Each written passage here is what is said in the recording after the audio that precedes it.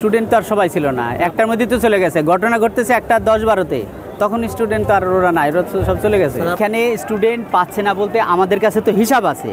আমার 42 জন স্টুডেন্ট, আমার কাছে হিসাব আছে।